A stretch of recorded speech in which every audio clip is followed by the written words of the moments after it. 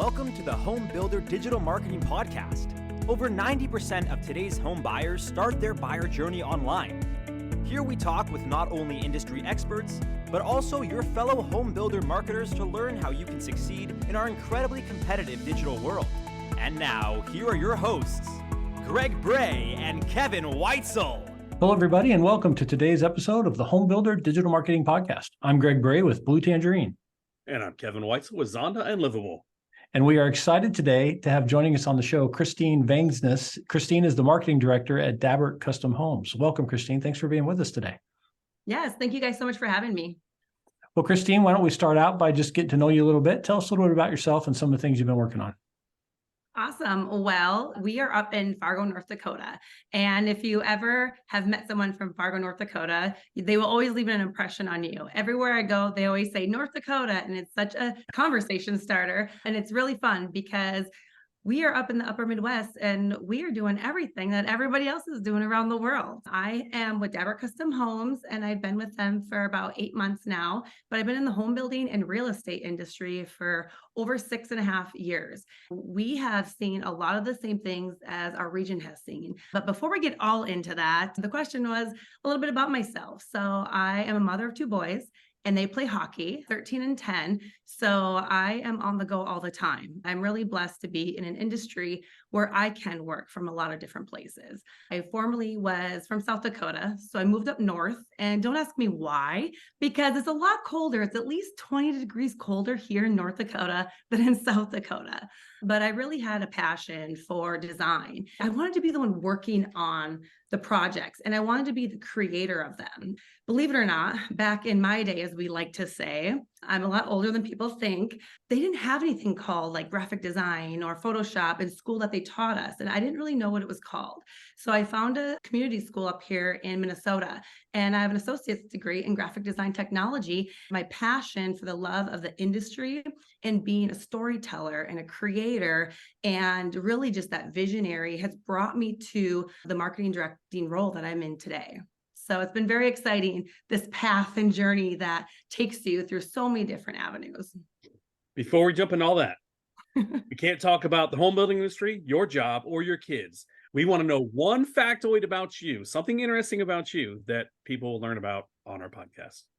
Oh, well, I have a couple, but the one thing that is really interesting, I came from a ranch in South Dakota. So I grew up in town, but I was raised on a ranch. You're looking at all around rodeo gal, and I have belt buckles galore. I don't have trophies, belt buckles, lots of them. And I gotta say, the boys love pulling them out left and right. And every once in a while, I still get to go home and ride my dad's horse on the ranch. So I always look forward to that. Well, and then a follow-up, since you've been in both North and South Dakota, which one's better? Well, Because I think that Dakotas, population-wise, they're kind of small states, so you could really just lump them into like mini Montana or something. yeah, a lot of people do just lump us together. You're right. Yeah, so which one's better, though? I have to say, I'm originally a South Dakota girl. I love the Black Hills and the Badlands out by Rapid City and Wall Drug. I love the land out west. It's beautiful. I'm an outdoors girl. But in true fashion, I have to say, I do love the community of the Fargo-Moorhead area in North Dakota. I have not been out west to the Medora area, which also has some of the Badlands in them. But I gotta say, Mount Rushmore, all of the like historical, I just stay with my roots in South Dakota. I hear you. It's interesting that you said you're from South Dakota, because I was going to ask you, how hard of a recruiting job is it to get people to move to Fargo? But it sounds like it just depends on where you're coming from. Absolutely. And actually up here in the Fargo-Moorhead metro area, we have a lot of universities. We have the NDSU Bison who make it to Frisco almost every year for football. And then we have a couple different private colleges. We have MSUM. We have, I would say, over 10 different post-educational ways to go about between tech schools, community colleges, universities, and private schools. So we have a lot of migration to our metro area, because another little fun fact is that the Red River is one of only a few rivers that actually flow north. And so that connects Minnesota and North Dakota, which is the Fargo-Moorhead area. So it's Moorhead, Minnesota, and Fargo, North Dakota. and there's a river that runs right between us, but we really act as sister cities. And when it comes down to it, we work together a lot. So. Well, I have learned some geography today, Kevin. I didn't know there was only one river that flows north. No, there's a few, but this is the only one in the United States. Wow. Yeah, the Nile in Egypt flows north. Yes. Yeah. Okay. So I knew there's only like, I think 1 of 4, maybe even there's less than that, but we are. So it is a fun fact. Well, the Amazon twists around so much that it also eventually flows north, but yeah. Thank you for listening to the geographic river flowing podcast today. Well, Christine, how did you kind of make the leap from graphic design and wanting to kind of be in marketing to get specifically into real estate and home building? What kind of pulled you into this industry? Well, you know what? I went from being the creator and the one behind the scenes to really wanting more of that storytelling and visionary aspects. So I actually got into working with corporate retail. So there was a corporate retail company called Vanity. Their corporate office was here in Fargo-Moorhead. They had about 140 fleet stores, and we were in 26 states. I ended up taking a graphic design manager role where I was able to oversee different campaigns, working with our merchandising crew and all of our different fashion buyers. We really were able to work as a team to create these really compelling, fun campaigns that would live for 3 months at a time. And we were working so far in advance that we would get to go on photo shoots all over Beverly Hills, LA, Malibu, Puerto Rico, because we really wanted to tell the story of that fashion line for that season. And then I was actually recruited to go to work for Coldwater Creek, and they have a brick and mortar store in the mall as well. And they had over 800 fleet stores. The sad thing about certain industries, it took a turn. Corporate retail had a really big hit, and there's a lot of stores that went out of business and just couldn't compete with the e-commerce side of things. Amazon got big. People were just ordering online. They quit going in and shopping in the malls and in the brick and mortar stores. So I took a turn and ended up finding a home builder. They were looking for a marketing director. And, I just took a leap of faith and said, I just really want an industry that's going to be here forever. And I got to tell you, working within, whether it's existing real estate, new home construction, developments, there's just so much, and there's always going to be a need for it. So I kind of found my way, and sky's the limit since then. Well, tell us a little bit more about Dabbert Custom Homes, what demographic buyer you're trying to serve, and the geography that you guys work in. I love it because every time somebody says, what's your demographic? It has changed since the pandemic has hit. That has to be true in so many different aspects with home builders and in pretty much most industries. So we are a single family home builder, and we build typically anywhere from 60 to 80 homes a year, just depending. Post-pandemic, actually, we were building 80 to 90 homes a year. And we also have a rental property management company. So we build new homes, and then we have a property management company that we rent them out as well. So not only are we a home builder, we have rentals, and Don has expanded into development. So he is a big developer here in our Fargo-Moorhead area. He develops different communities. We actually partner with a lot of our competitors and a lot of our industry partners as home builders, because we want those communities and those developments to be well-rounded with all types of homes for good old economic status. We want the availability to be there for everyone. So we have right now 3 different developments that have been underway, and they are continuing to grow in different aspects. So we pick our lots and we build on the lots and have model homes and a lot of inventory that we want to display, but then we also partner with our builders, and we want them to be building in those communities as well. So there's a lot of growth within the walls of Dabbert Custom Homes. And then the demographic piece, real quick, I know you did ask about that. Typically, it can be anywhere from, single family homes. So we have 2 stories, ramblers, slab on grades, and we've been known for our 3-level splits. So typically they're very well-sized homes. We have a really great quality build, and with that comes a good quality expense, but the sky's the limit. One thing that we're really looking to overcome is, we want to be that next step builder. People have a great experience with us. We have a great process, but we really want to get out of the 3-level split realm, and for us to be able to be known for those luxury home builds too. We can knock down walls. We can do just about anything. And we really want to take 2024 into that next step up into those home builds. So typically, depending on the market, the economy is so good here in Fargo-Moorhead, and it's very affordable. So we can really be anywhere from the age of 25 to 28, all the way to 65, where it's that next right size living if they don't want to have a no step entry home like a slab on grade. A lot of different regions call them ranch style homes, but we call them ramblers. But right now we are seeing everyone come in. First time home buyers, they're coming in and they are ready to sign the dots and start building their homes. So we're seeing all ages from all walks of life. So that is a very hard question these days. And I just feel like that's got to be hard for a lot of people. You mentioned, Christine, that you've only been with the company less than a year now. What was it as a marketing director that said, gosh, this is a good opportunity to go switch over and work with Dabbert and be able to do something different or special? What attracted you to this opportunity with them?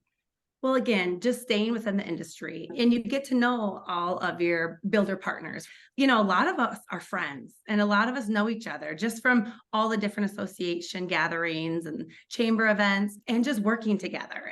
I love the idea that Don has so many different entities under one roof that nobody really talks about. I saw great opportunity between the developments and the rental homes and just really taking that next step into a challenge for myself. You know, we all kind of get to a point where we say, you know what is that next move? Where can we go from here? We just had some really great conversations and it just felt really natural and raw. So what are the kinds of things that challenge you then with all those different businesses to try and market and grow and everything else? Does that get a little bit overwhelming to kind of be shifting gears? Because selling rentals is a little different than selling, a custom home. So what is it that helps kind of balance all that for you? And selling land. There's so many different entities. And I love the word overwhelming. Marketing is a well-balanced diet. You have to have a little bit of everything, but we all know digitals are meat and potatoes. And then we still have our print and we still have the direct mailing pieces. We have a little bit of everything that really creates a full circle. We can do that within all the different aspects. We don't want to confuse anyone because Dabbert Custom Homes is very different than all of our developments. And we don't want anyone to think that they can't build in there. So we try to keep those entities very separate. But also we can use it to our advantage on a lot of digital and e-commerce pieces to say, hey, we can still have all those different targeted audiences in the same way. So a lot of those audiences that have been built in our behind the scenes digital strategy that nobody really sees in the limelight, I can use those to our advantage for the developments, for the rentals, and for our custom home builders. But nobody really knows it because they're not seeing it, right? And so when I'm talking about building with Dabbert Custom Homes, I'm talking about the models that are in our developments out in Cub Creek, out in Hampton Place. So I am able to plug organically all of our developments that are up and coming and growing and changing and moving and ready for more homeowners and builders to come into. I can speak to that in my marketing with Dabbert Custom Homes in a very easy fashion that doesn't seem so over the top or pushy too. So there's a lot of things behind the scenes that are really great that we can use because digital just made it that much more easy for us. So in today's day and age, when people are traveling across the country to find their new home, let's just say I'm looking to come up there to buy a ranch, or I'm looking up there to find my next wife that speaks with an accent. Who knows what the reasoning could be? What tools are you using to attract people digitally versus waiting until they get to a model home? Right. And so that's the nice piece too, is I have a really strong search and display campaign that I've worked with the professionals. And I know a lot of people will go in and work on their own Google ads and set up their own campaigns. There are people who are the experts in this. And I say, I'm an expert in what I know, what I want, and what I need, but I can't be the expert in the 1,000 different pieces that come into marketing. So really partnering with the right people, whether that's national companies or their local companies, to make sure that we are hitting those search criteria. Honestly, I'm really glad you asked that, Kevin, because we have a lot of people that move here. We talk a lot about Microsoft is one of the largest Microsoft buildings because all the accounting comes from there. We have Bobcat, Doosan. We have a huge Stanford Medical Center. And so we get a lot of traveling nurses. We get a lot of big business professionals. And then plus you put agriculture on top of it. There is a lot of money that comes in and out of the Fargo-Moorhead area. And it is always surprising of how many people do migrate and move here, and then they transplant here, and then they stay. And because of the community, they want to raise their families. So for us to get in front of them before they're even here, it's the online presence. It's having those agencies and those companies that are the experts in what they do best. Because let's be real, we are experts in our own thing. And you know what? Let everybody else be an expert in theirs and have them work as hard as they can for us. And so really the search and display is huge. And then just having that organic content. So, we do know that organic content populates even more than anything paid that we can do. So the more that we can educate the consumers out there of the products that we have, the more our digital and our paid is going to help supplement what the organic's not reaching. And I'm a huge, huge component of crucial content. I know we were just talking about that at our digital summit, the crucial content, but it is key and it's a lot of work, honestly. So, to be able to focus in on the things that matter to you is huge. And that's what I really try to do, is to make sure that our campaigns that are running are hitting the search criterias for our area in the Fargo-Moorhead for people that are looking and doing their research, because a lot of people do the research before they make such a move. Christine, as you talked about working with experts, because you know what you want, but you can't necessarily know how to execute every little piece of everything, right? You got a lot going on.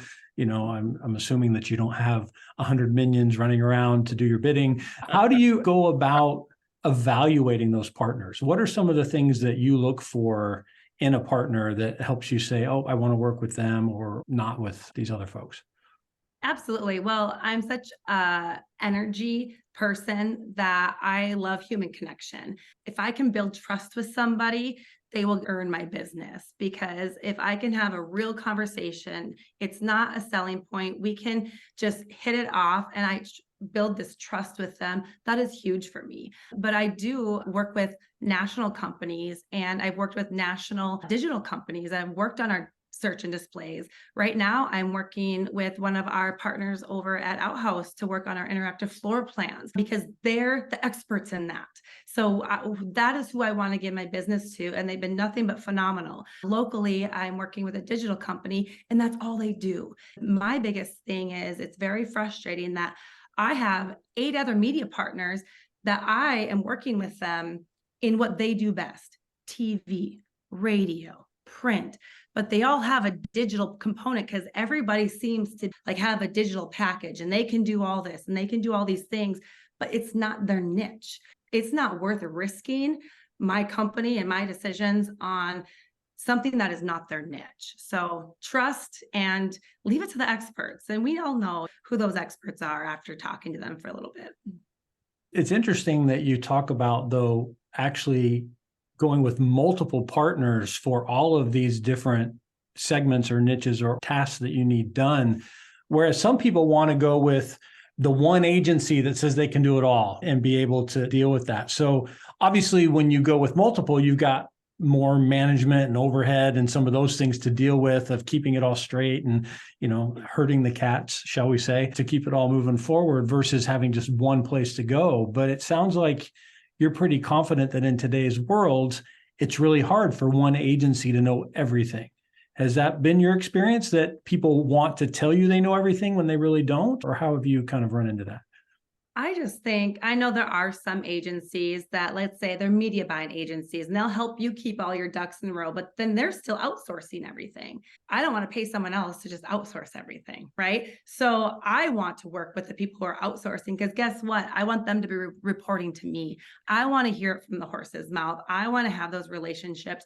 And I have monthly meetings with all of my partners to talk about all of the data, the analytics, the things that are coming through, so we can make crucial company decisions. And you're right. Sometimes it is like herding cats. And sometimes I do maybe just want to pull out a gray hair here and there and just laugh off the day. We could say, what do you say? You laugh or you cry? I choose to laugh. So it can be a lot, but I guess to each is their own, and there's no right or wrong way or reason for anyone. It's just my experiences that I am not going to go with somebody who specializes in radio or TV, but then they say they can do digital when I know there's digital companies that have resources and tools that they maybe haven't even tapped into. And that's just my perspective. And yeah, it sometimes can create a little bit more work, but I want to have those key conversations, and what I like to say, crucial conversations, because I want to hear it from them, not a third party, of what is working and not working, because now is the time to make the decision. So which parts have you found to be so important you want to have those in-house and that you try to hire and keep on your team versus being comfortable sharing with a partner? So I do have a little bit of control, all of the brand aspects. So being a brand champion, talking about our company in the right way, those are all the things I keep in house. A lot of the public relations side of stuff, speaking, doing live interviews, creating the foundation of the designs of campaigns. We do keep all that in house. So I want to do the video editing. I want to make sure that any of the promotions that are coming through, we establish the look, the design, and the feel of it before we send it out to all of the partners. I do want to write the copy for all of our content and for some of our different, radio campaigns. A lot of that we can do in-house. And then we just need the tools and the experts to get it out in front of the world. Kevin, what do you feel about working with all these different partners? Do you think it's better for one agency, or do you think they should have 100 different ones? I think it depends on the agency. If the agency is confident in everything, sure. However, I'm a firm believer of go with the expert. Go with the best when you can, every opportunity you can. That's my take. Christine, do you ever feel like agencies struggle to report their progress and kind of keep you clear on what's working and what's not because they're worried about losing the business if something didn't go right or whatever? What kinds of ways do you hold them accountable? I think that's a great question, because nobody wants to report bad news. I mean, I don't want to report bad news either. And that's the fine line. And actually, I just had this conversation with one of our digital strategists just last month. Things weren't running the way that they thought they were, and they were honest. And we have face-to-face or over Zoom calls. One thing that people who work with me understand, if you are going to be on a Zoom call, we will always have our cameras on, or we will always meet at an office or a coffee shop, because I need the face-to-face human connection. And I have really thrown out my persona to people who work with me, that if you are honest and I trust you, it doesn't matter if something happened or it's not working. But if I am not told the truth and we lose that trust and things should have been addressed a lot earlier than they were, that is when, I do hold them accountable. And what are we going to do about that? And how are we going to make that up? Because if we could have adjusted and shifted and pivoted when we needed to, things could be in a very different state than they are now. So again, those face-to-face conversations and meetings are crucial. And they know every month they're going to get to talk to me. And it's not that they have to, they get to talk to me, right? I have found it is a little nerve-wracking for some people who are not used to that with agencies, and they don't want to report it. But after they understand how that's okay, but what are we going to do about it? And what are your suggestions? And where are we going to go from here? It really takes the ease off, and they really start to look forward to these monthly conversations. Because guess what? We could catch up on life for a hot second, and then we really get down to business. And again, when you are a good person and you have good energy and you just want to work together and have a team dynamic and environment, people are drawn to that. People have to change their mindset, don't they, Christine? Because bad news isn't bad news, in my opinion. Bad news to me is pivot opportunity. It's just painting a picture where I have an opportunity to pivot and make something better. Absolutely. I 100% agree. And that's where that connection comes in.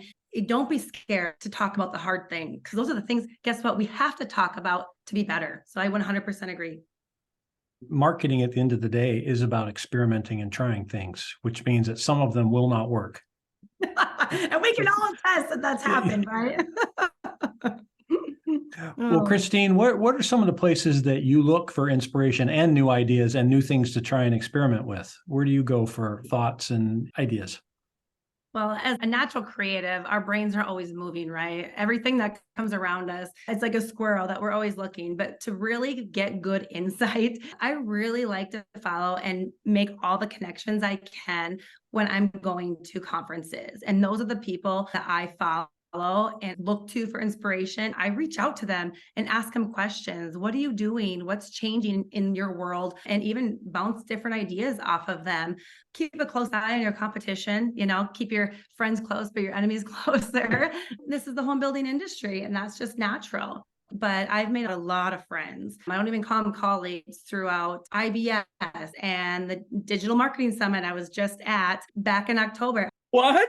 Wait, could you say it again? What was that? What was the last one? I didn't hear it. The Digital Marketing Summit. Wow, that sounds like an amazing one. I have 3 people that I am staying connected with, every other week we're checking in with each other. Those are the people who influence me and help me realize I am on the right path, because I don't want to just do what everybody else is doing in my area. I want to learn what other people are doing in other regions and bring that back to my region and figure out a way that it works for me. So those are the influences I really like to have. And of course, I love my fashion sense. I love a lot of different aspects about, the creative world and marketing. And there's some things that you're like, that's a really good idea. Has nothing to do with home building, but we can make that work. Well, it's great to hear that you met some people at the summit that you're able to stay in touch with. That's fabulous, because that's really one of the things that we wanted to help make happen and facilitate. I'm curious, are they regional people? Because obviously you don't have a boatload of competitors in the Dakotas. Are we talking like Wyoming builders, Montana builders? Are we talking Denver builders? Yep. Some Denver builders, and then a couple vendors too, that we're just staying connected. I'm not even using them, but we're just staying in touch with each other on a relationship basis. Well, Christine, we appreciate the thoughts and ideas you've shared with us today. Do you have any last words of advice to leave with our listeners before we wrap up? One thing that I've really learned, and it can be a very hard generalization to say for marketing, but one thing I'm truly passionate about, my view on marketing is fix the problem. Find the solution to a problem that you're facing in your industry. And right now, everyone's talking about interest rates. Everyone's talking about the home price escalation. It's been a game changer. But if we take that scarcity away, and there is an abundance in this world to say, there's a ton of buying power right now.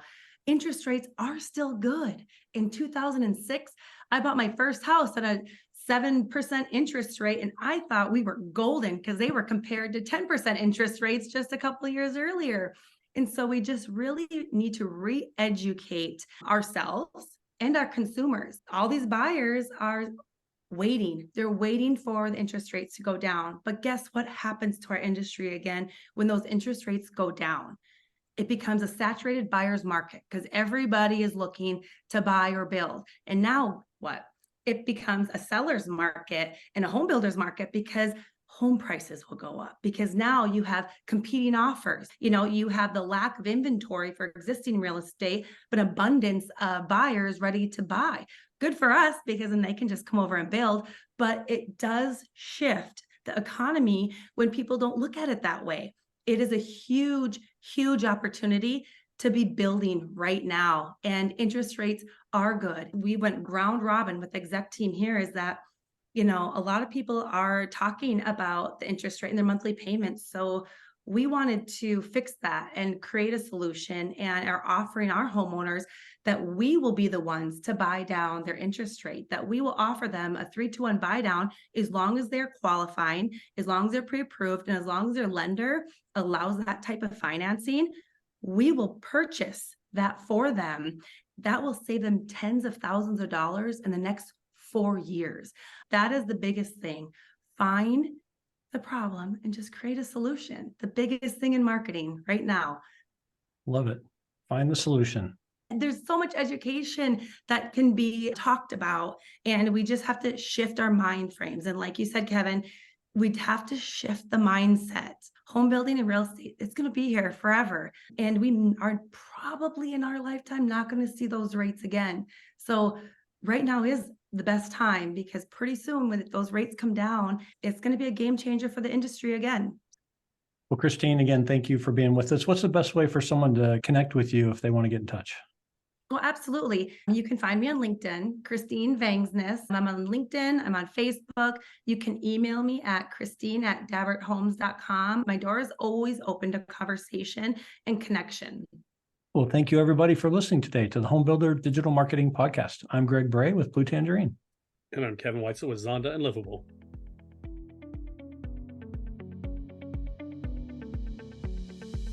Thank you for listening. To learn more about how Blue Tangerine and Zonda Livable can help you generate more qualified home buyer leads, visit bluetangerine.com and livable.com. That's LIVABL.com. If you've enjoyed our show today, please tell a friend, leave us a review, and subscribe on your favorite podcast platform. Be sure to join us again on the Home Builder Digital Marketing Podcast.